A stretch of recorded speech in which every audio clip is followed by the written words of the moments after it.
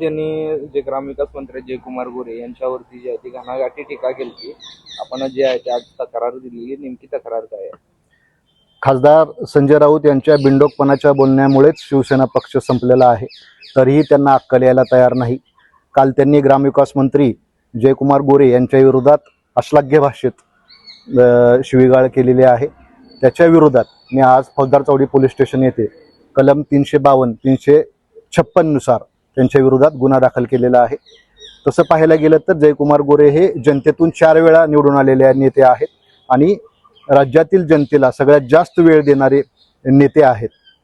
परवा पंढरपूरच्या वारीला ते आजारी पडलेले असतानाही स्वतःच्या जीवाची पर्वा न करता लाखो वारकऱ्यांसाठी ते रस्त्यावर उतरून काम करत होते. परंतु याच्या विरोधात संजय राऊत हे AC मध्ये बसून फक्त TV समोर यायचं आणि लोकांना शिवी द्यायचे आणि श्राप द्यायचं, याशिवाय कुठलाही धंदा त्यांच्याकडे आज उरलेला नाही.